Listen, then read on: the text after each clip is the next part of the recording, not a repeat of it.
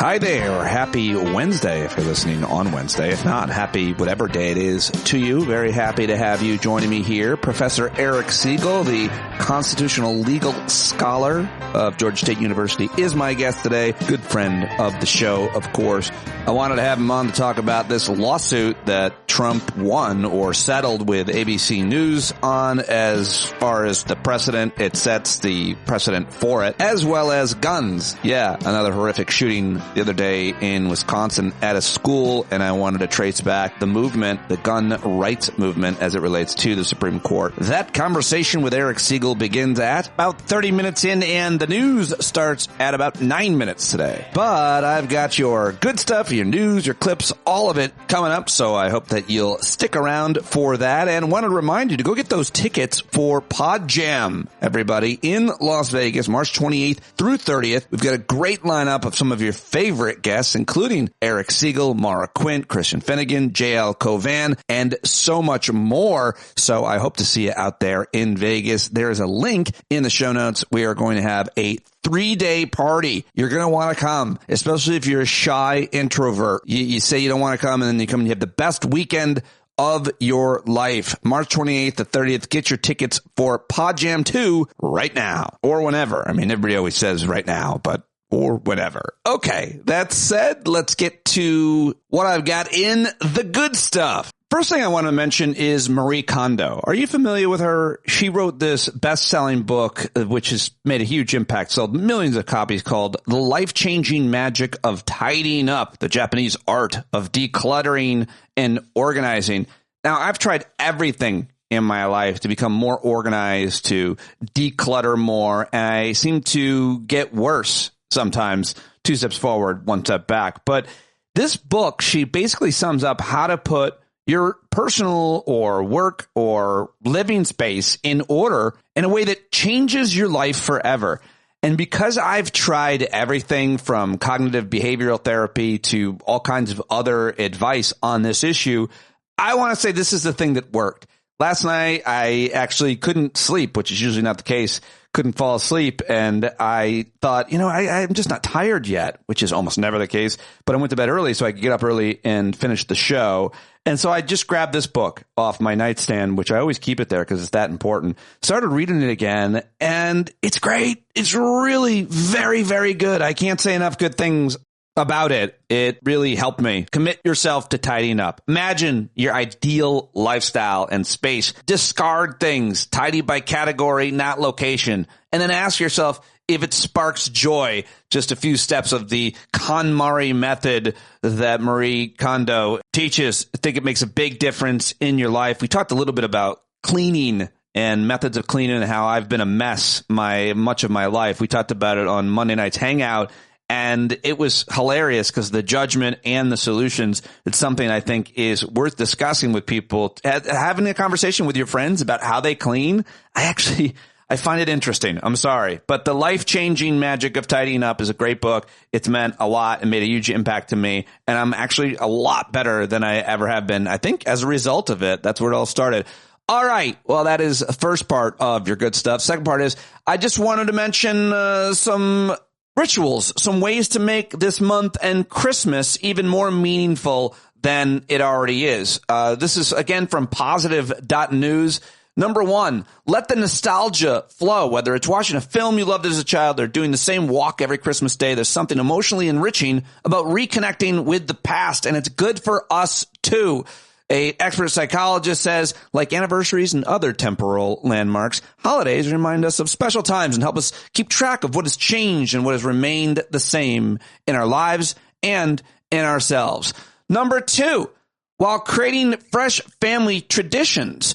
Still, one of the fun things about growing up is realizing you could choose your own traditions. One reader said that she takes part in the Icelandic tradition of jólabkaflad. We pick names from a hat, and each of us gives one adult in the extended family and all the children a secondhand book, chosen with a lot of love and thought. Ooh, I like that. Another reader says they've come up with a new tradition of putting personalized prompts for his daughter behind the door of a reusable wooden advent calendar designed to inspire family bonding throughout December. They range from contributing to a food bank to enjoying a countryside walk. He says it's a meaningful way for us to celebrate the season and instill values of togetherness and kindness in our daughter. Man, those are two great ideas and traditions. Have an advent calendar where you open it up and it's an inspiring thought or idea. Number 3, reflect on the year gone by and look forward to the next. The new year can bring with it a pressure to propose resolutions, but if they come from a place of negativity or self-criticism, they're unlikely to help, not to mention they're often unrealistic and unachievable. But while the 1st of January is just a day like any other, the festive period can make a great time to take stock and look forward. One writer, Kat Bugard, suggests coming up with a theme for each of the 12 months to come. Creativity, health, or balance, for example.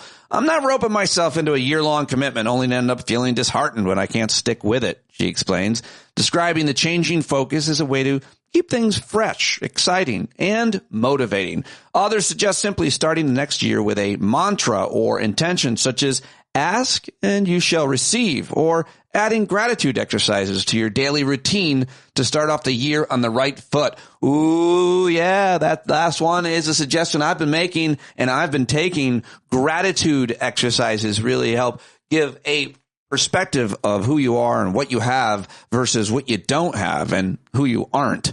I'll get to more of these traditions tomorrow if you like them today, but definitely check out positive.news. And now it's time to get to, well, the news. How about it, everybody? Yesterday, a judge rejected the former and future president's effort to have his felony conviction dismissed on presidential immunity grounds. He then filed a civil lawsuit against the Des Moines Register and Iowa pollster Ann Selzer, accusing them of engaging in brazen election interference and consumer fraud. I don't think that's going anywhere, but we'll see. We talk about it with Segall a little bit today. Trump threatened to fire federal employees who refuse to return to office. He does not like people working remotely, which is terrible. Despite existing labor contracts that secure these remote work arrangements for thousands of workers, Congress reached a bipartisan deal to prevent a government shutdown. How about that? Yesterday, we heard from Kamala Harris, who urged young leaders to, quote, stay in the fight. And then House Democrats selected a 74-year-old Jerry Connolly, who is actually battling esophagus cancer, over the amazing, almost once-in-a-generation 35-year-old Alexandria Ocasio-Cortez for the top spot on the Oversight Committee, which is pretty awful. Get into that a little bit more later. In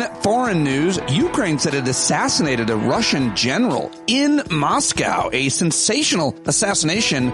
He was killed by a bomb that was planted in a scooter. The general Igor Kirilov, 54, died along with an aide after this explosive detonated outside of his building. He was the head of Russia's radioactive, chemical, and biological defense forces, so he will not be missed by the world. Kiev blamed him, the Ukrainians, of massive use of banned chemical weapons in Ukraine. Other Russian generals have died in the war, but this is the first guy, high-ranking guy, to have been killed inside Russia. Ukraine's security service even shared a video of the attack. A senior American official said the U.S. was not informed about the assassination ahead of time and warned that the killing might be counterproductive by inciting a reaction from Vladimir Putin. You think? And in a related story, reality is set in on Capitol Hill that the future president poised to take office, the era of U.S. military support for Ukraine is coming to an end. So that's not good for Ukrainians' war efforts, but they don't seem to be backing down anytime soon.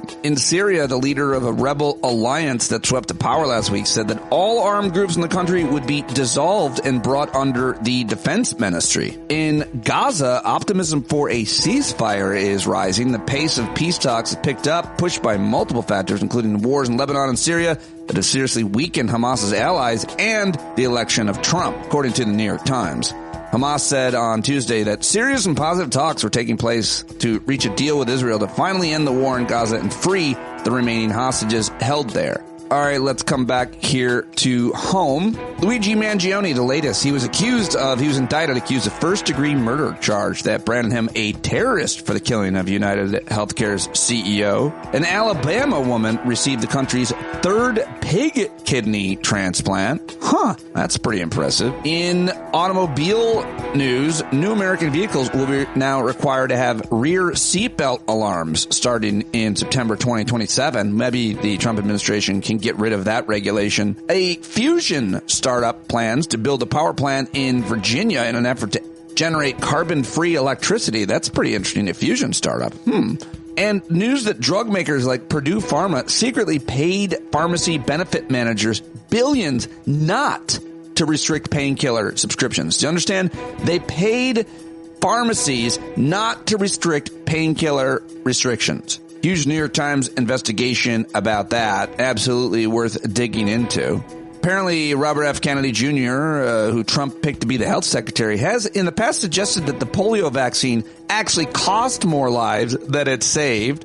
Trump appointed Herschel Walker to be the ambassador to the Bahamas, which sounds like a pretty good job. And also, there go the Bahamas. Walker actually thinks he's going to be the ambassador to Bermuda. They're actually not the same place. To be fair, even I get them confused, and I've been to both places. And of course, in Madison, Wisconsin, a makeshift memorial grew on a sidewalk outside a Christian school there, where a teenage student fatally shot a teacher and a fellow student yesterday. Police identified the shooter as a 15-year-old girl who died from what appeared to be a self-inflicted gunshot wound. You probably know that, at least that by now. Much is still unknown about the attack. In an update yesterday, the city's police chief said it appears that the motive was a combination of factors, but did not say what they were. A lot of rumors abound. He said her parents were cooperating with investigators. 2 victims were still hospitalized with life-threatening injuries. I talk, obviously, a lot more about that with Segall today. Those are the headlines that I've gathered for you for today's news. Now let's get to some of the clips I've got. And I'm pretty outraged by the Democrats in Congress who on Monday night's hangout I was defending, but you were right. I was wrong. I try in good faith to understand the nuances of how difficult it is to be in Congress and do make everybody happy. But I thought this was I don't quite understand why they chose Jerry Connolly, a 74-year-old with cancer, over the youthful, vibrant and brilliant, not to mention extremely effective Alexandria Ocasio-Cortez. And so Chris Hayes talked about it last night. He did like a 5 minutes and a few minute run up. He mentioned Ruth Bader Ginsburg. And then he talked about President Biden, saying basically these people made huge mistakes that affected the country, impacted obviously the Democratic Party. And haven't they learned their lesson yet about appointing really old people to high public office? Well, here's the last couple minutes of the case that Chris Hayes made last night at the beginning of his show on MSNBC. You would think that would have been enough for Democrats to start taking the age issue seriously. But it was not. Jerry Connolly won that vote today. And he did so thanks in part to former Speaker Nancy Pelosi whipping votes for him. Now, again, to her credit, enormous credit, Pelosi did choose to step aside and relinquish her job as House Minority Leader to a new generation of leadership. She also played an enormous role in the successful effort to push Joe Biden to step aside this summer, which was very hard to do and I think the right thing to do. But now Pelosi whipped votes to make sure that Connolly got the oversight job over the young star in the party, even as the 84-year-old Pelosi is recovering from hip surgery after suffering a fall. It feels like a moment of genuine madness. And look, no one wants to think about their own mortality. I sure as heck don't. There are lots of people who live very long, active lives well into their 80s, 90s even. John Paul Stevens lived years after he retired from the court at the age of 90. But as a general matter, this is a very risky undertaking for everyone. And Democrats are not taking this issue seriously, despite everything that's happened, but they need to.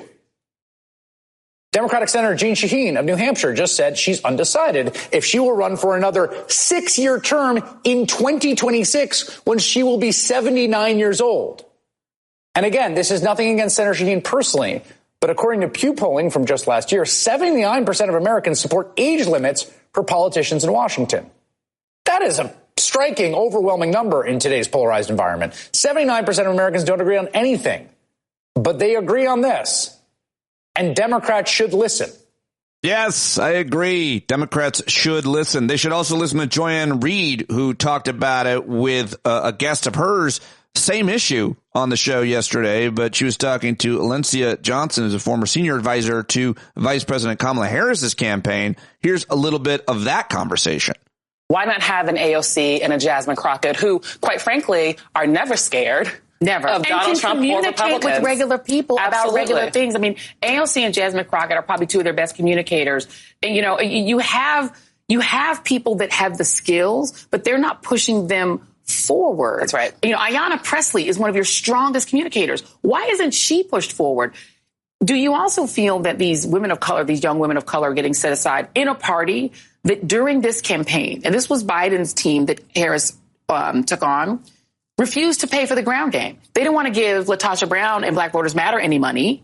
They wanted to give it to these big, giant consulting firms run by mainly majority folks who made a lot of money and refused to put money on the ground to get young voters out. Yeah, and that the consulting class tends to lean to, let's figure out the moderates, right? Let's go pick up some moderate Convert voters. Republicans. But the reality is, if we've seen the exit polling and conversations, even anecdotal conversations that I've had with folks, Black and brown voters didn't even get any mailers. There were some conversations that weren't even they weren't even touched. No. And so to the point that you're making about AOC, Ayanna Pressley, Jasmine Crockett being a great messenger, you think about Donald Trump.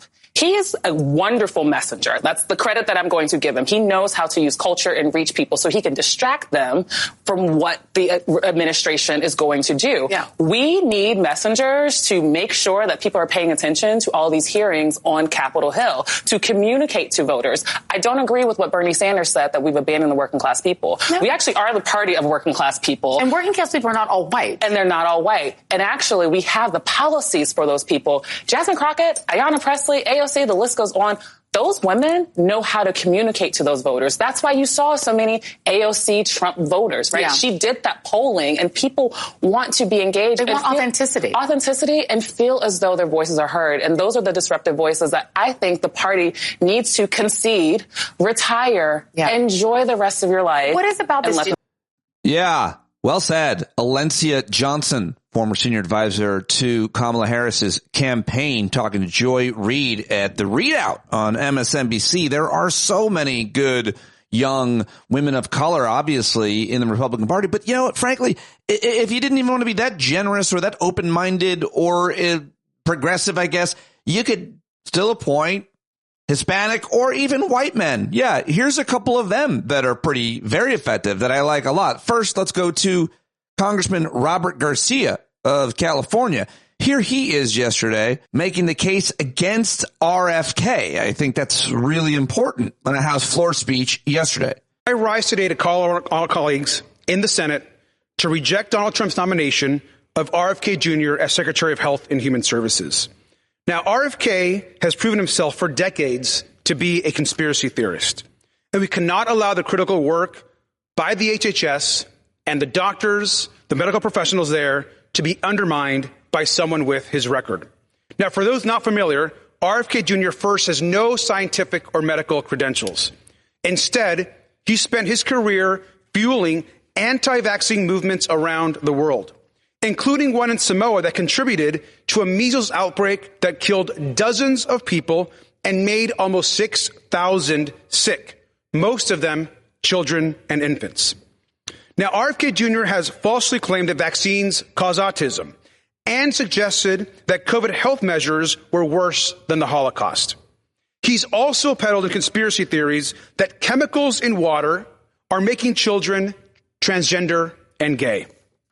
Now, this is someone who has threatened to gut the National Institutes of Health, the federal agency responsible for medical and public health research. Now, they, along with the rest of HHS, do vital, nonpartisan work that impacts every American in every community, from pandemic preparedness to cancer research to resources for mental health and substance abuse. There are real lives at stake. We just went through a pandemic that cost the lives of 1.3 million Americans, the single largest loss of life event in the modern era in our country and around the world. And we cannot allow at this moment to hand over the keys of public health to an extreme and unqualified and dangerous nominee. The Senate must reject RFK Jr. for HHS. Yeah, Robert Garcia making a great case against RFK, but he's in the House, not in the Senate. I wish he were, although his California Senate counterpart, Adam Schiff, is pretty good. And so is Chris Murphy, Senator of Connecticut. I think he's one of the best. Here he is yesterday. I think he's a great communicator, talking about the future of federal law enforcement on MSNBC. Trigger alert. First, we have to hear from Mika I just wanted you to know that Mika was about to talk. Potentially what you're hearing from your Republican counterparts in reaction to the choice of Pete Hegseth, Tulsi Gabbard, and also the nomination potential of Kash Patel for FBI. I mean, it's heartbreaking to think that there aren't 3 or 4 Republicans who are willing to go to President Trump and tell him that there is someone else in this country who is more qualified to run the Department of Defense than Pete Hegseth. I think they will rue the day that they put Pam Bondi in as Attorney General and Kash Patel as Director of the FBI. They have essentially signaled the end of independent federal law enforcement. Over the next 4 years, that may end up in the targeting of Democrats, targeting of media that's friendly to Democrats. But once law enforcement isn't independent, it's hard to put that genie back in the bottle. All right, lots of great leaders in a Democratic Party who would be better than Jerry Connolly, in my opinion. No disrespect to him, no shade to him, but good God, what were they thinking putting him ahead of Alexandria Ocasio-Cortez? The gerontocracy won't let go.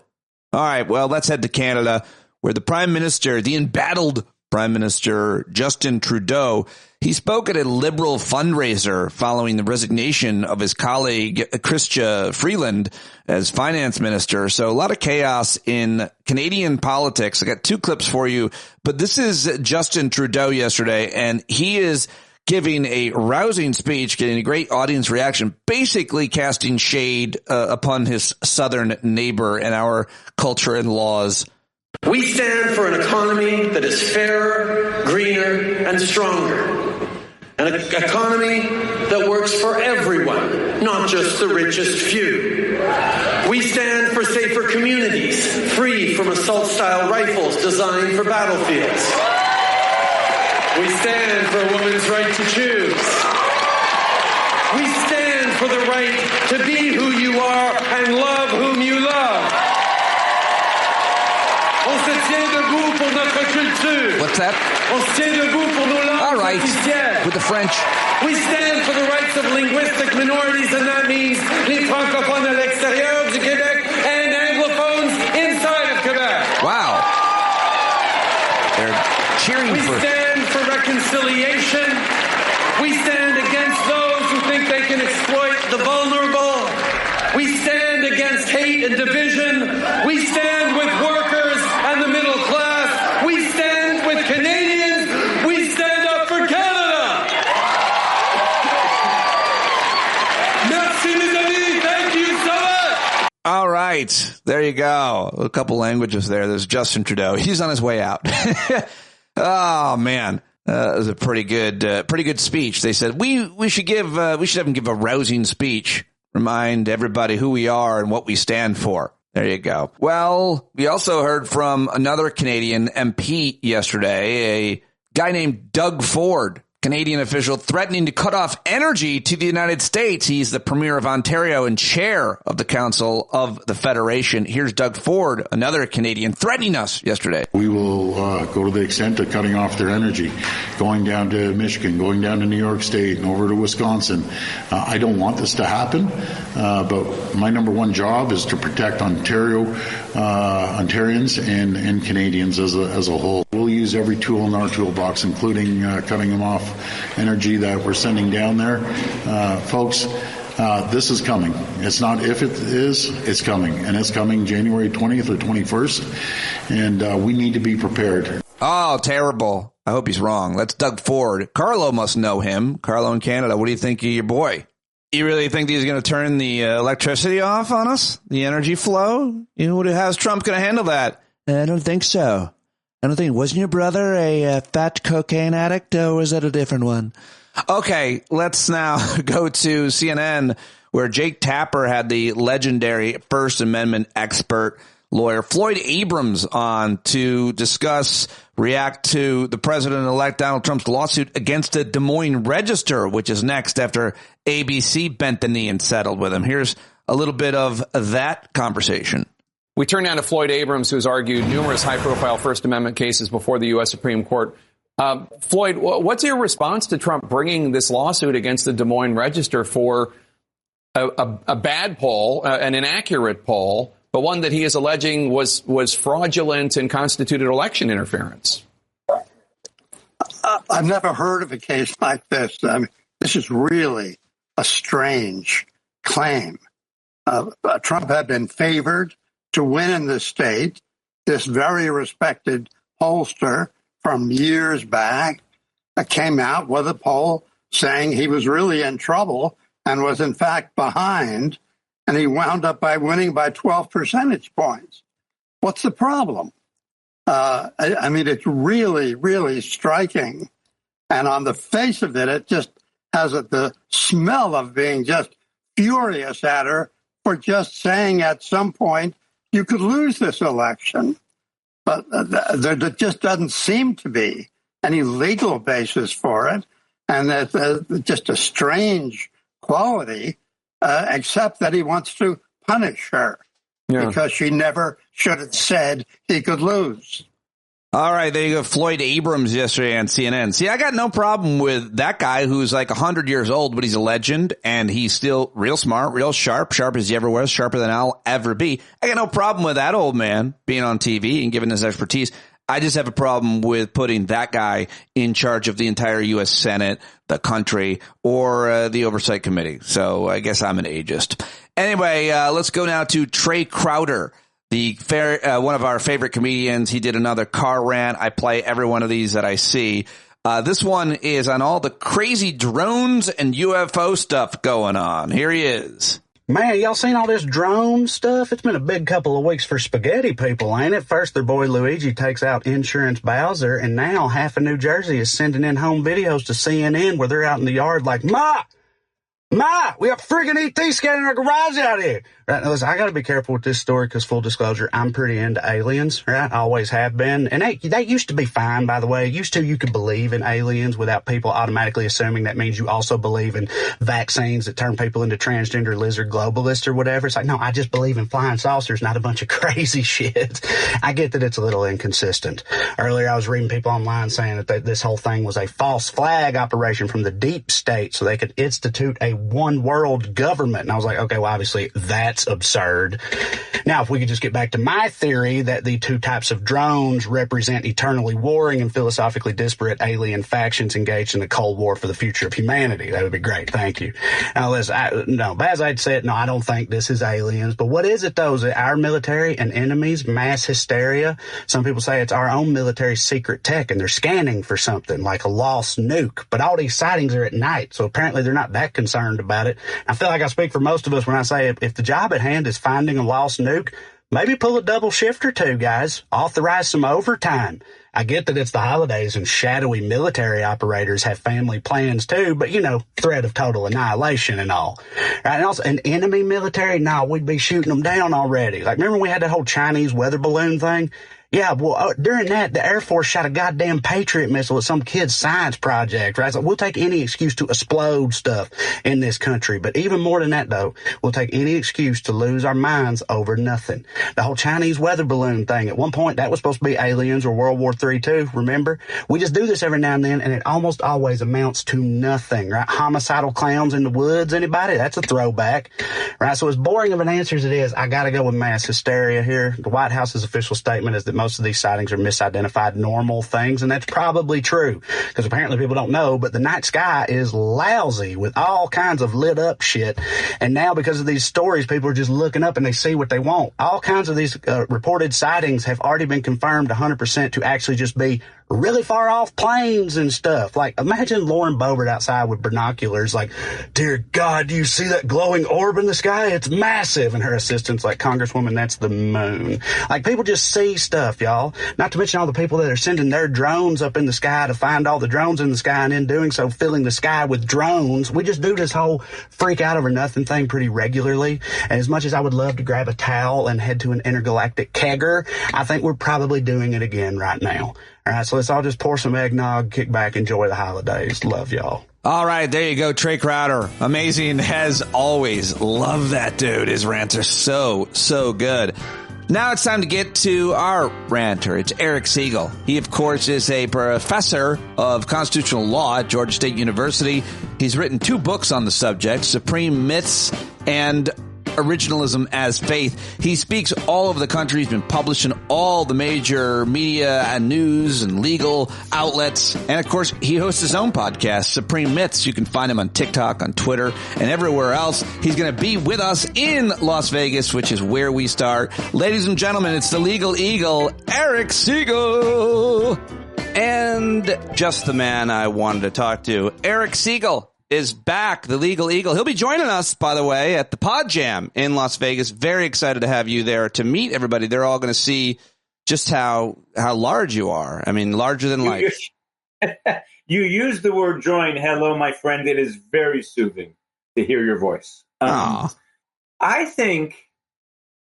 believe that your most loyal listeners know that for almost 12 years now, I have spoken highly about Las Vegas and my brother and mine once-a-year pilgrimages there over the years, an issue you would never really want me to talk about. So I think I get to have some kind of, not co-host of the show, but I know Vegas like I know Vegas. So I think I have no idea what I'm saying. I think you should offer anybody who comes a special night with Eric, and by that you do a little gambling, a little playing, and then sex. I'll offer a little bit of Texas Hold'em joint playing. That I can do. That's what I'm okay. All right. I know what you're going to be doing. I'm going to be doing Texas Hold'em. Just to be clear, I have been to Las Vegas, except for COVID, once a year since 1983 or 4, with the exception of 1 year. And I actually love the place from beginning to end, middle. I know you used to not like the place. Yeah, I'm not a fan. I know you're not. I am. So that's what I'm saying. I'm like your guy for this. I'm very excited. Very excited to have you there throughout the whole thing. And no law talk. No law talk in Vegas. That's my rule. No, people are going to want to ask you things. No, Pete, you invited me to talk about the NBA. That's what you told me. No. Wrong show. Wrong. Okay, I'm sorry. Wrong PODJAM, I think. But I did make you smile just now. I love that the NBA has decided to make more money. They have a championship in the middle of the season or something. I've just learned about this. They have like a mid-season championship where the players get paid a lot of money if they win or something. That's a hilarious promotion. I would correct you on what you just said, but I'm afraid if I do, you won't let me. So I'm not. Oh, okay. All right. Well, enough about the NBA. Soccer? What's that? Soccer. You ever heard of soccer? Of course. I love soccer. So Europe and South America and the rest of the world have all of these mid-tournament, half season, 1/3 season, bowls, cups, things, and the NBA is trying to make a small step in the direction of the rest of the world. Yeah, you see how much I know about the NBA? And apparently other foreign sports leagues. That's wow. Yeah. Lots to talk with you about. There's 2 big stories that I wanted to discuss. One involving speech, I guess, and the other involving gun violence, of course. Everybody knows what happened in Madison, Wisconsin. But let's start with that issue around ABC settling a lawsuit with the former and future disgraced president for $15 million and what it portends and what it means. I know you've got some pretty strong opinions about this. I mean, Trump has a long history of filing lawsuits against anybody he doesn't like for things that they've said. He almost never wins, but he certainly can bleed people dry. But that wasn't, I don't think, the case with ABC News here. I don't think they paid it out because they didn't want to pay the legal bills. I think they were doing it to save face, or so they didn't have to go to discovery and find out his lawyers could see all these emails about ABC News people trashing Donald Trump or whatever, and they would lose a lot more in the long run than the $15 million in the black eye they took. But I have no idea as to why they did this. What are your thoughts, and how big of a deal is it? It's such well, first of all, the settlement itself is astonishing, and all of the people I go to when defamation, libel, slander is in the news seem to agree that he had no case in the sense of damages, Pete. So I have to talk about this in a way that I don't like to talk about it because it's really offensive. So everyone knows truth is a defense. If what you say about somebody is true, they cannot sue you for defamation. What George ever in America, that's just the rule. If it's true, it can't be defamatory. it could be invasion of privacy, but it can't be libel or slander. So George Stephanopoulos said that Donald Trump had been found liable for rape, and that is not true. He was found liable for sexual assault. If George Stephanopoulos had said he had been found liable for sexual assault, there'd be no case, a zero case. But even now, what Donald Trump would have to prove is that he did that with either intentionally or with reckless disregard of the truth.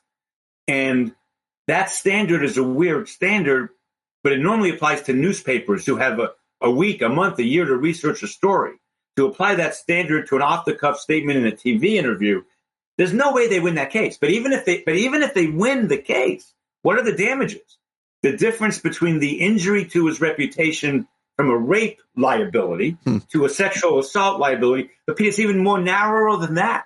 The reason this isn't rape, or the reason what he's alleged to have done is not rape, is because she only said he used his fingers. The word only there, I don't mean the word only there. That's what she said. He used his fingers. Rape requires the penis. But that difference is the difference we're talking about. He put a body part of his into her against her will and was found liable for it. So everyone is confused why ABC did this. And then it goes deeper. Because can we talk about the law on this for a minute, Pete? Because it's important. Yeah, let's talk about the law for sure. But I mean, just to clear up that detail about the judge in the case apparently interpreted it as rape. What about that headline? It wasn't rape. I don't know what to say about that, Pete. I mean, it's not. There's a difference between he was not found liable for rape. He was found liable for sexual assault, and those are different torts. Just to be clear, I don't know the law around any of these things, but just to be clear, here is Judge Kaplan, 2023, said the verdict found that Trump had raped Carol according to the common definition of the word, i.e., not necessarily implying penile penetration.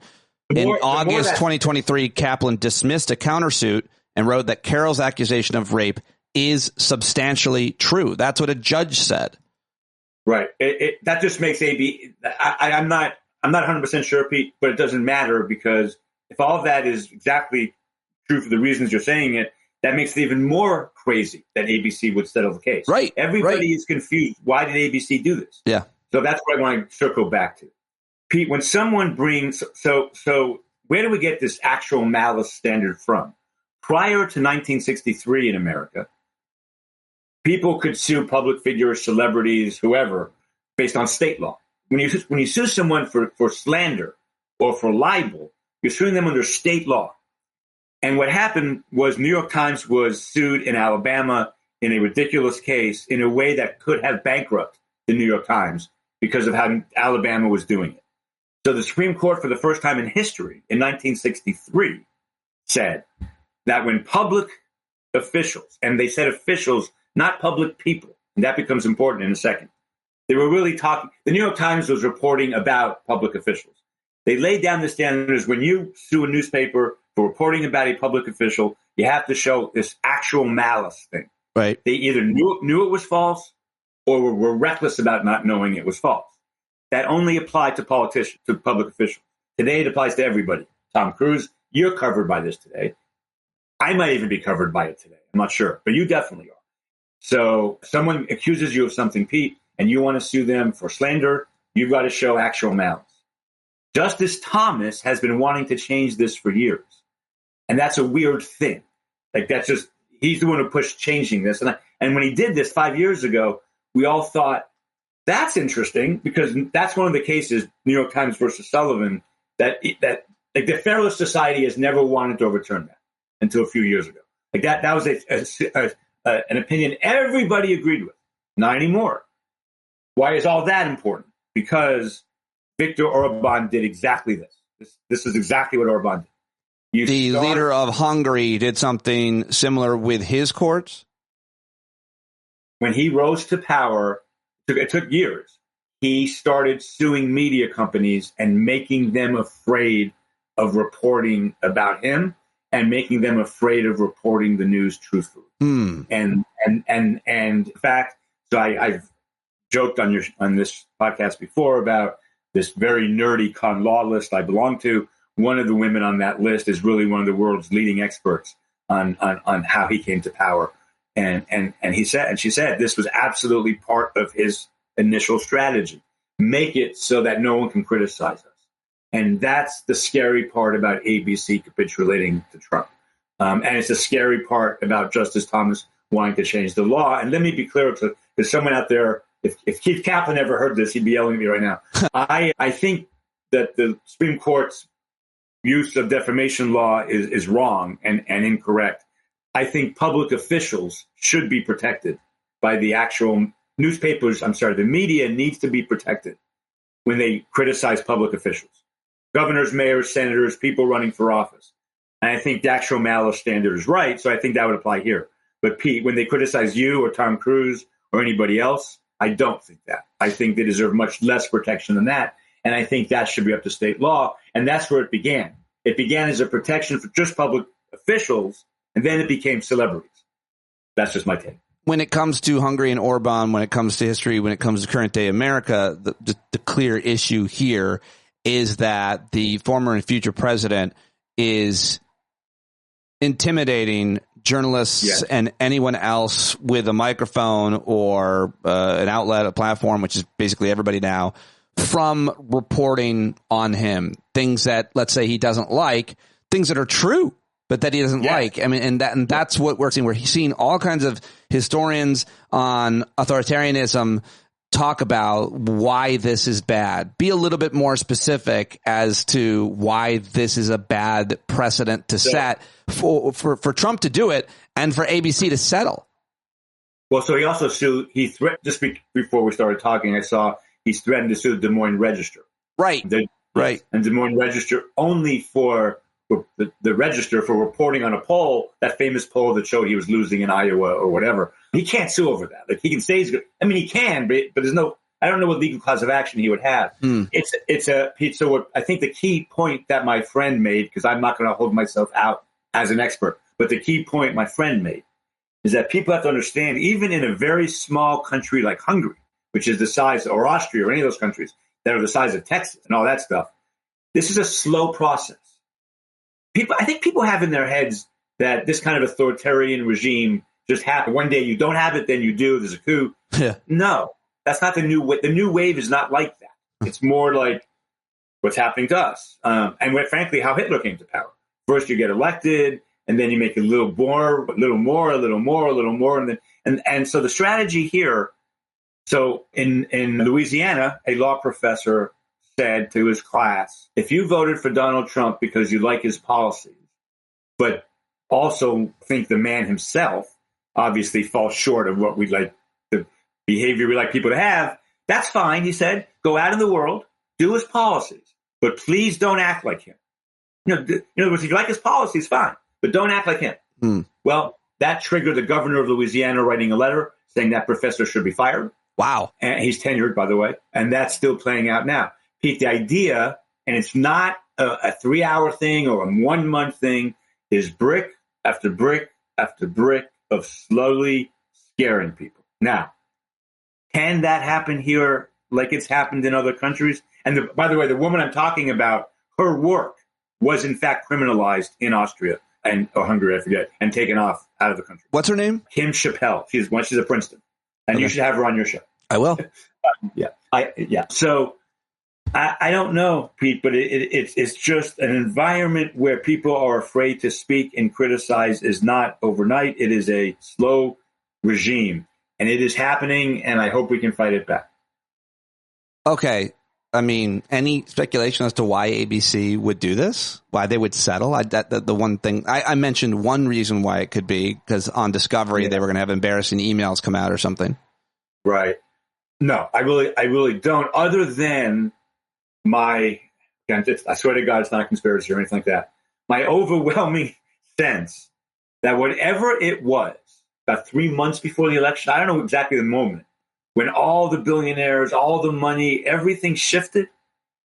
Pete, the LA Times, I've had, I think I've had 18 op-eds in the LA Times, all from 8 years ago or past.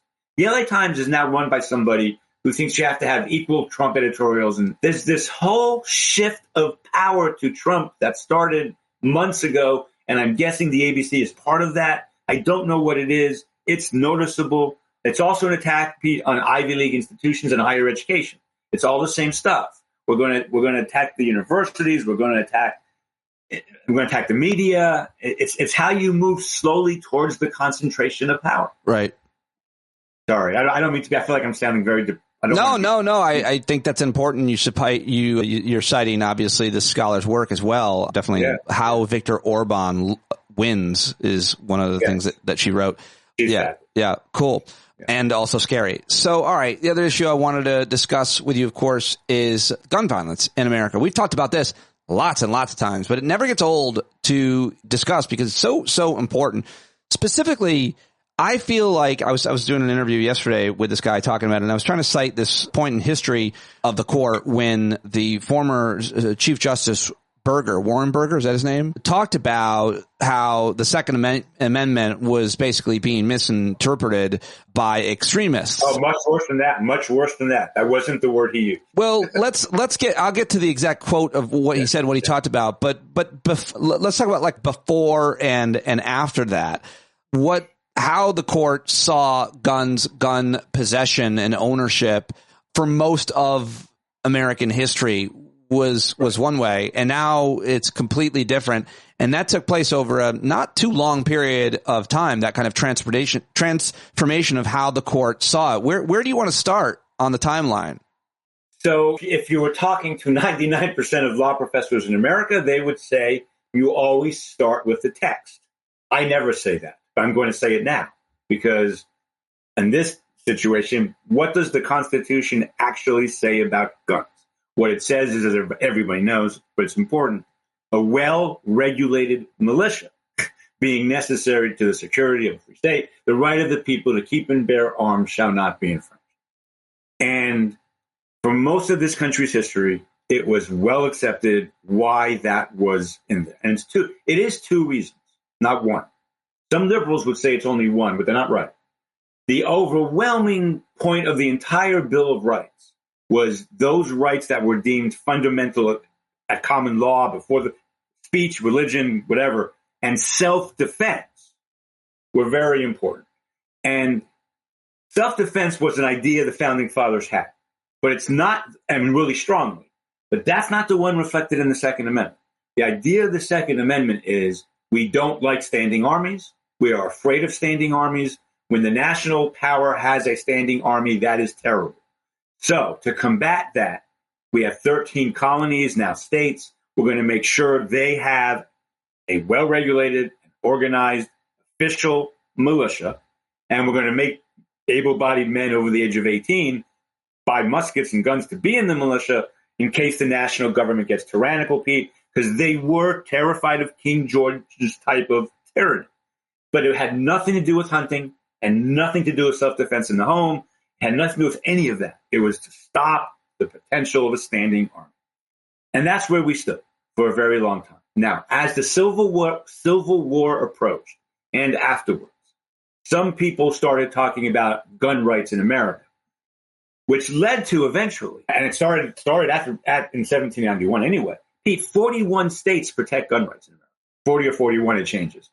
But the vast majority of states, in other words, if the state of Georgia's legislature passes a law, the state of Georgia's constitution says maybe they can't, having nothing to do with the federal constitution. That's just state constitution. But the point I'm trying to make is it was always thought to be something that states belong to the states. States can protect guns if they want to. If they don't want to, they don't have to. And how that's going to be worked out is at the state level, not the federal level. And certainly not worked out by unelected life tenured federal judges. That was not. So in 1930, I'm going to say 7, it could have been 9. I apologize to the audience. United States versus Miller. The question, Congress had passed laws regulating machine guns. This is Al Capone era. This is the big shotgun, machine gun era. And that was challenged. And the court said, well, this has nothing to do with the Second Amendment because we don't use machine guns in the militias. And unless a weapon has a connection to the militia, it's not protected by the Second Amendment, which is what it says. How convenient. It's actually what the Second Amendment says. And that goes on for a long time. The NRA, the National Rifle Association, throughout really the 1970s, as far as I know, until the late 1970s, believed in a weak Second Amendment, believed that gun safety was everything. And the NRA was a gun safety organization. That's what it was. It made sure people used guns safely. And to the people I've talked to who are on that side of the ledger, our friend Clark Nelly, who I just saw in D.C. a month ago, and others, they did a good job with it. I wouldn't know because I'm from New York. What do I know from guns? That was a joke, sorry. But I do know that they did a good job. And then they shifted, and everything changed, and Roe versus Wade happened. The NRA shifted from one type of organization for gun safety to advocacy to ownership. And I mean, the clear movement there was all the gun manufacturers wanted to sell more guns, so make more money. And obviously then the NRA became a major influential lobbying organization on that, right? Am I doing pretty accurate here? 100%. That you can keep going. I want you to keep going. That was great. Well, I mean, I would just so then at what point did things change with attitudes? Right. I mean, when do we get to Warren Burger? Right. So eventually, as the NRA shifted, some law professors started writing about the Second Amendment in a different way, but just to be provocative. So my friend Sandy Levinson, who is one of the great con law professors of our times, incredibly progressive person, wrote a thing called the Forbidden Ninth Amendment, where he also talked about the Second Amendment. And his just point was, we don't pay any attention to these provisions. The point of that was, we don't pay any attention to these provisions. Pete, you and I almost never discussed the Ninth Amendment because the court didn't pay attention to it. That was true to the Second Amendment as well until this movement began. But what really happened was the Federalist Society and the true believers of Scalia and Thomas thought that if they can do Roe versus Wade, we can do Heller. We can do the Second Amendment. Pete, Justice Antonin Scalia was an unbelievable gun enthusiast. This is not a coincidence. Justice Kennedy was an unbelievable enthusiast of gay rights when he was 35 years old. It's not a surprise he wrote only 4 opinions ever on gay rights that were good. 4 or 5 opinions on gay rights that upheld gay rights. Scalia was a hunter. He loved his guns. And he hated Roe versus Wade. And so he wanted revenge. And eventually, after years and years and years of lobbying and this kind of thing, they got it done. What Warren Burger said, the Republican Chief Justice of the Supreme Court appointed by Richard Nixon, and my understanding, a gun person, said the notion that the Second Amendment protects an individual right to own guns in America is the biggest fraud ever put on the American people.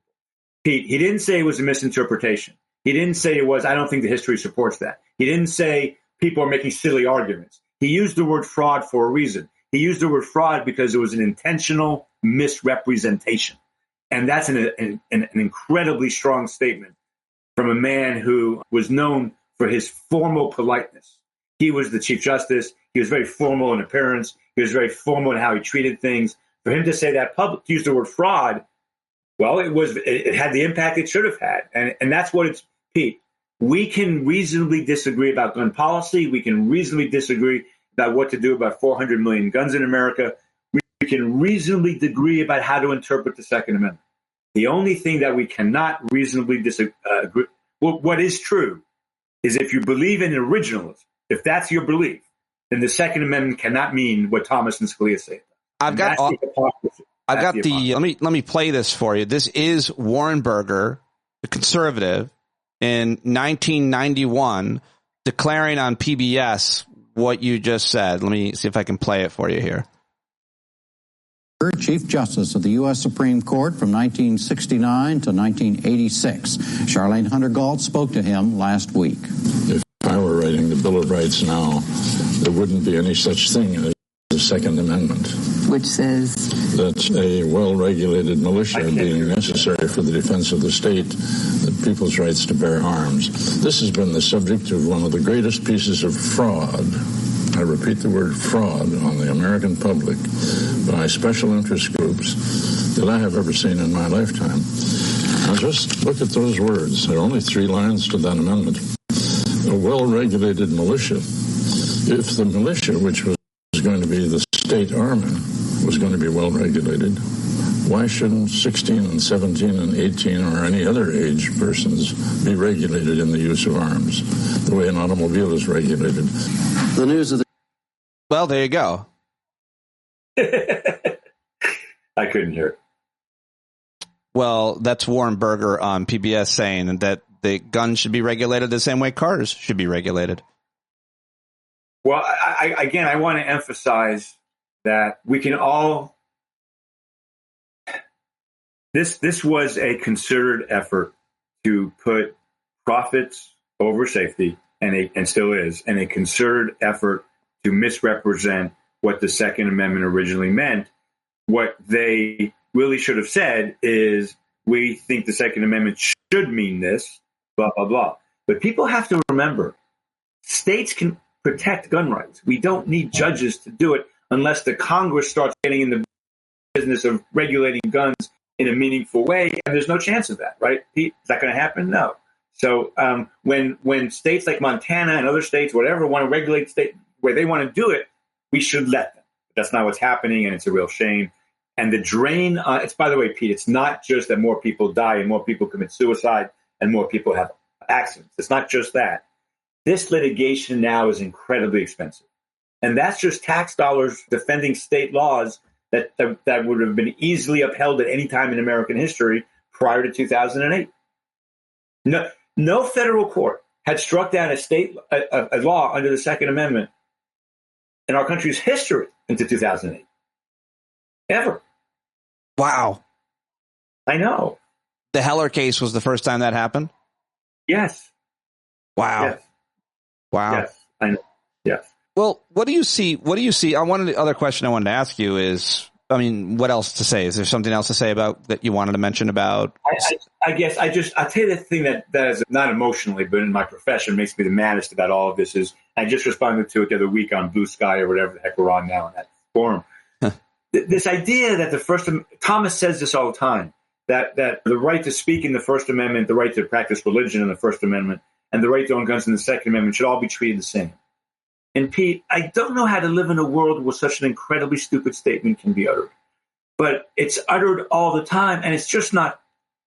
What I want to say is the right to self-defense, yes, that's a very, very important right. If someone's coming at me with a gun, a knife, whatever, I should be able to fight back in every way that I can. So that's not what we're talking about here. What we're talking about is what you have a right to own, in your house and going to work and everything. Maybe that's very important, but most democracies on the planet don't have it, and they're democracies. But you have to have free speech to be a democracy. You can't be a democracy without free speech. There's never been one, you can't be one.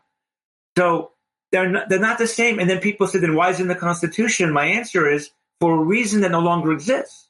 But that's not just true for the Second Amendment. That's true for a lot of parts of the Constitution. Right. So people can disagree about how important gun rights are. I'm happy to have that argument. I'm not an expert, but I'm happy to have that argument. But they're not speech rights. They're not the same. You can have a working, functioning, wonderful democracy without gun rights. And I wish that comparison would just stop. It's a dumb comparison. Very well said. Very, very well said. Okay, so I wanted to ask you what you anticipate with the court in the next year, in the next term. I mean, it's already begun, but Trump is coming back to power, which is a crazy thing to say and to have to deal with and imagine. This court's makeup, to some extent, what its direction it's going, what cases may come before it in the next year. Do you think we're going to lose any more rights? When you asked me what my prediction was, I really wanted to do my Mr. T imitation.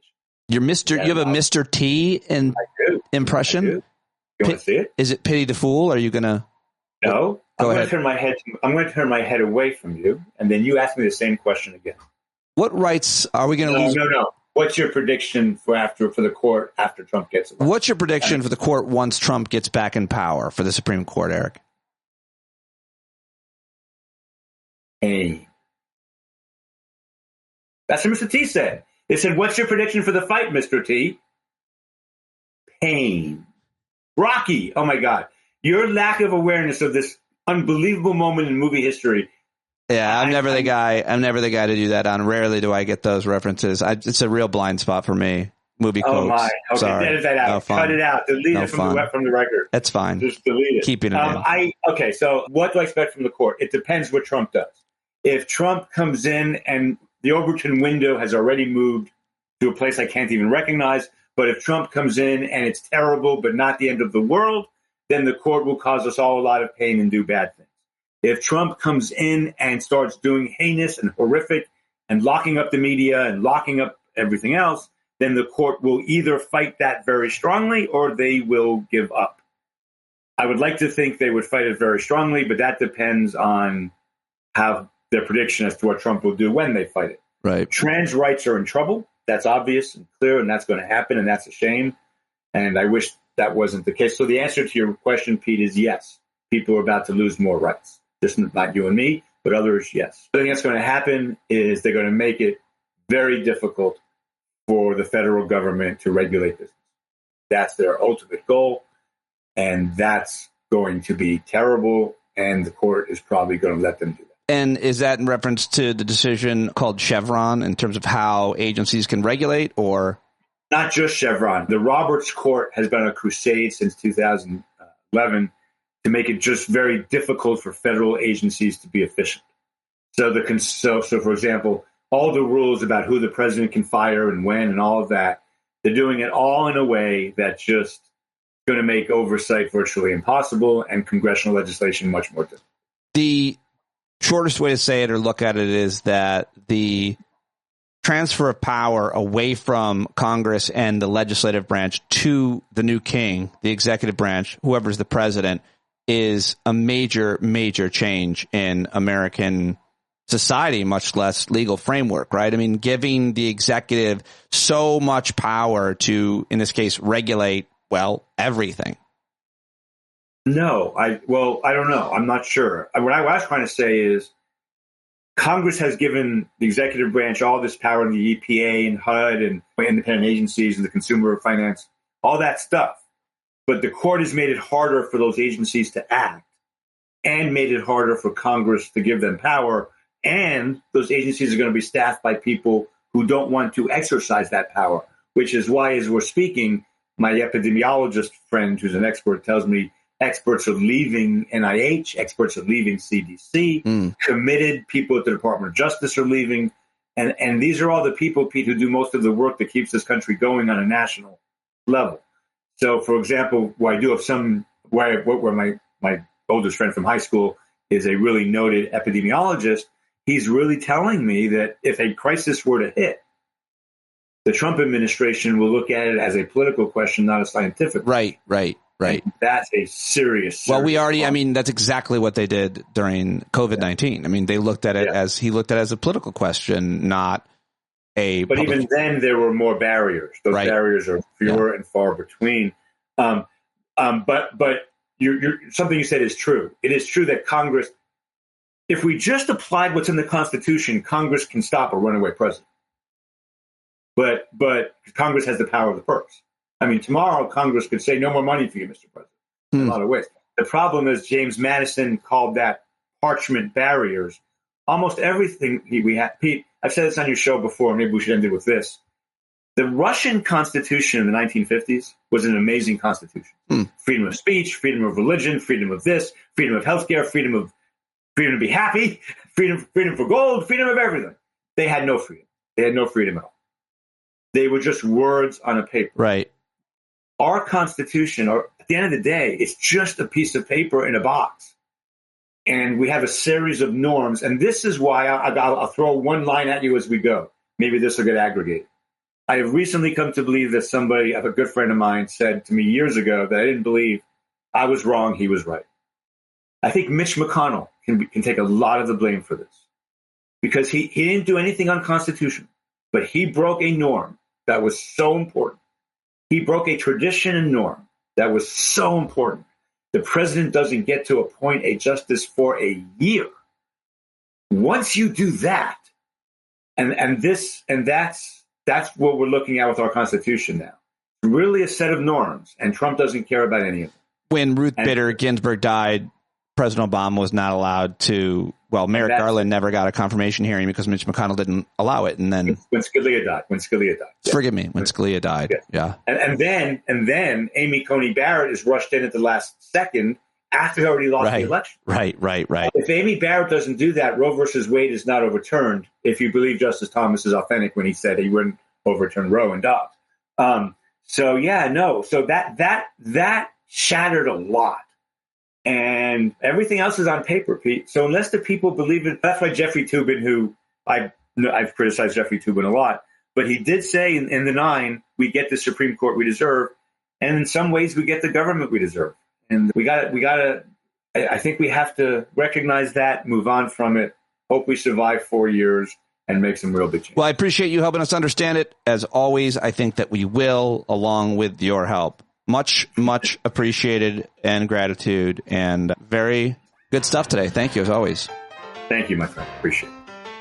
All right, there he goes, Eric Segall. Everybody go let him know that you heard him here on the show. He's great. Loved it. He didn't love it. At the end, I pressed stop. He's like, I didn't love it, Pete. I did. I loved it. I always love it. I love our conversations. I learn a lot from him and relearn it, and it's all very, very relevant and important to share with your family, your friends, and your children this history of America's ports and Constitution. So I think that he is a great, valuable, he's an American hero, is what I'm trying to say. All right, I'm out of time. I got to get this up. Thank you very much for listening today, and go get your PODJAM tickets. Go write a rating and review. Go subscribe to youtube.com/standupwithpete. Okay, that's it. That's all. I'll talk to you tomorrow. John Carroll playing us out.